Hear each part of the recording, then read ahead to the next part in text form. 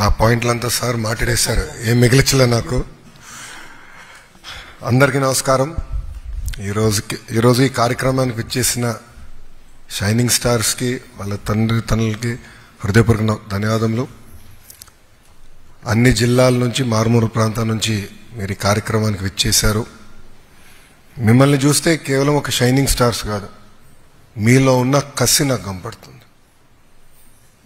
ఇంట్లో ఆర్థిక ఇబ్బందులున్నా పిల్లలు బాగా చదవాలని ప్రోత్సహించారు తల్లిదండ్రులు. ఆ ప్రోత్సాహాన్ని మీరు అందుకుని కసిగా మార్చుకొని వాళ్ళ గర్వపడే విధంగా ఈరోజు వాళ్ళ ఈ బిల్డింగ్లో కూర్చుంటున్నారంటే దానికి కారణం మీరు, మీలో ఉన్న కసి. ఆ కసి ఎప్పుడూ మరవకూడదు. ఎంత పైకి ఎదిగినా మనలో కసి ఉంటేనే ఇంకా ఎదగచ్చు. గౌరవ ముఖ్యమంత్రి చంద్రబాబు నాయుడు గారి గొప్పతనం అదే. నేను ఈరోజు వెళ్ళి, సార్ డిపార్ట్మెంట్లో ఈ సంస్కరణ తీసుకొచ్చాం, ఇన్ని రిజల్ట్స్ వచ్చినట్టు, చాలా సంతోషం, నెక్స్ట్ స్టెప్స్ ఏంటని అడుగుతారు. కనీసం ఒక్క సెకండ్ హ్యాపీనెస్ ఆయన మాకు ఇవ్వడు.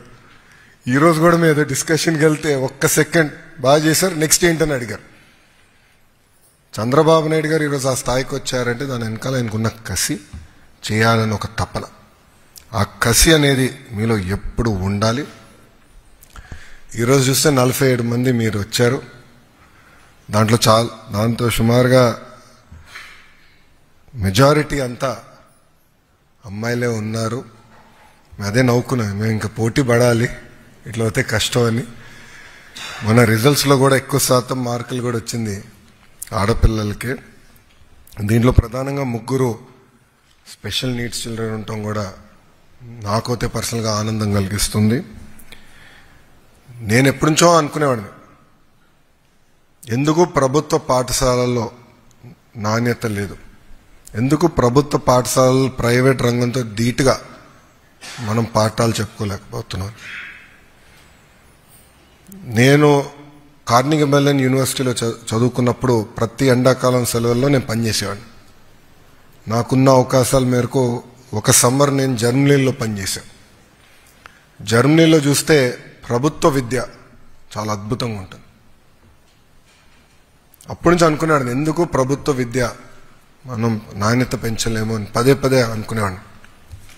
ప్రత్యేకంగా ఈసారి అవకాశం వచ్చినప్పుడు గౌరవ ముఖ్యమంత్రి గారు నన్ను అడిగారు, గతంలో వేరే శాఖ చేసావు, అది పవన్ అన్న కోరుతున్నారు, మీరు ఏ శాఖ చేయాలనుకుంటున్నారంటే నేను చెప్పాను, విద్యాశాఖ నాకు ఇవ్వండి సార్, ఒక కమిట్మెంట్తో చేయాలనుకుంటున్నాను.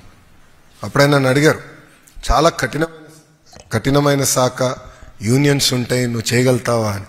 అందుకే అడుగుతున్నాను సార్ అని. ఇది మీ అందరికి ఎందుకు చెప్తున్నానంటే, all of us have to choose a road less travelled.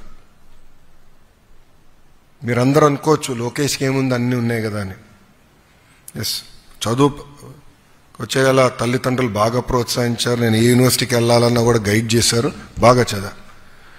కానీ నేను రాజకీయాల్లోకి, ప్రత్యక్ష రాజకీయాల్లోకి వచ్చిన తర్వాత ఎన్నికల్లో పోటీ చేయాలంటే 1984 తర్వాత గెలవని నియోజకవర్గంలో నేను 2019లో పోటీ చేశాను. ఓడిపోయా. ఒకరోజు బాధ కలిగింది, రెండో రోజు నుంచి ఆ బాధ, ఆవేదన నాలో కసి పెంచింది.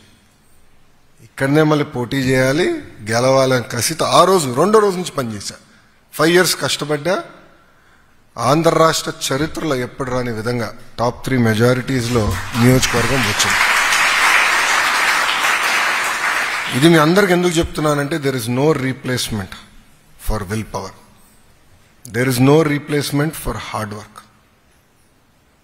ఇప్పుడు విద్యాశాఖ మంత్రిగా నేను అయిన తర్వాత కూడా అనేక సమస్యలు ఎదుర్కొన్నాం. నిన్న మొన్న కూడా యూనియన్లతో సంప్రదింపులు చేశాం.